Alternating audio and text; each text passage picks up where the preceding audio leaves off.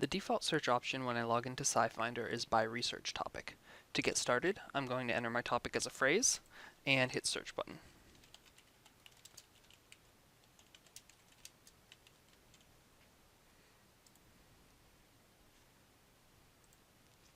SciFinder noticed that I had two concepts contained in my search phrase, producing biofuels and algae. It will give me the option to see the references that match the exact phrase, references that have the two concepts closely related to one another, references that have both concepts anywhere in the reference, or references that match either one individually. It's going to tell me in advance how many results I'll find. So you can see there are a lot more references to algae than to producing biofuels. I'll choose the top two and click Get References. Here are the results for my search. Because SciFinder searches multiple databases, the first thing that I'm going to do is use the Tools option to remove duplicates.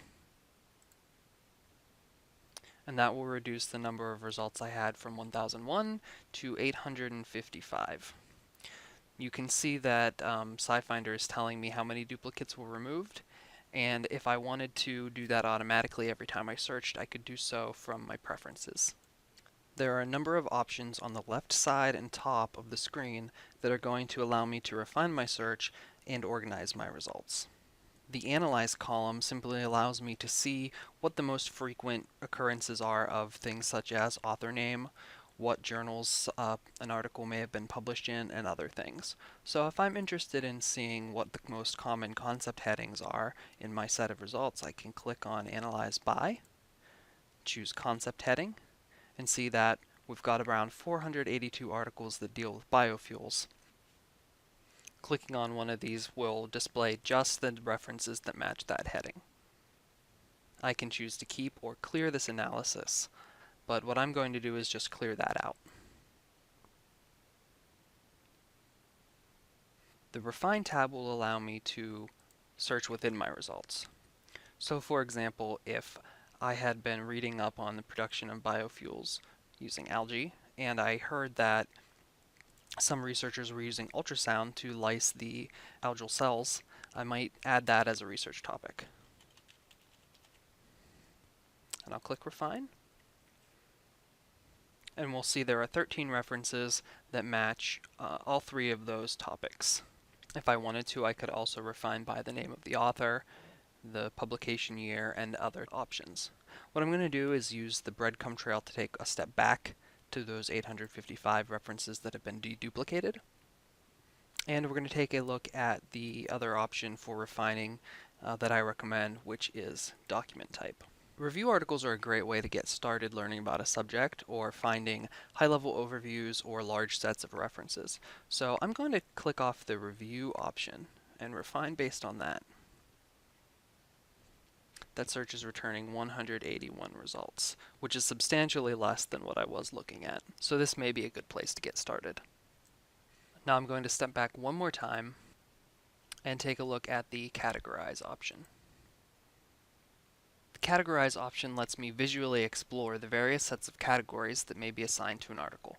It starts off broad and narrows down to specific terms. For this search, maybe I'm interested in biology, and I'm interested in specific organisms.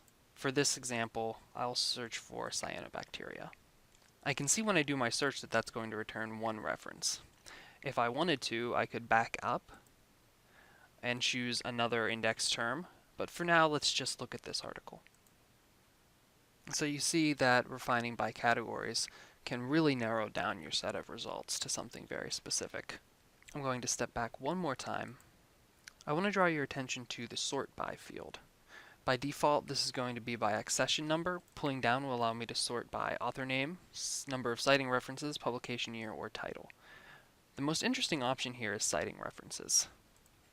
Using this option, I can see what the most cited articles are in my research topic. So for example, the top article has been cited 910 times.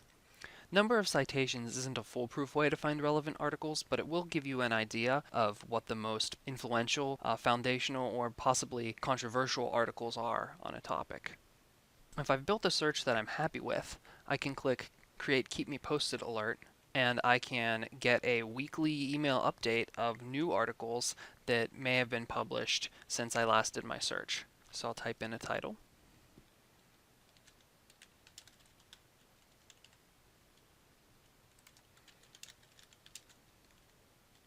and a description. I'll get these weekly, and I don't want to see references that I've already retrieved. I just want to see what's new. When I click create, that will be all set up. I'll be able to see my Keep Me Posted results right here. There it is.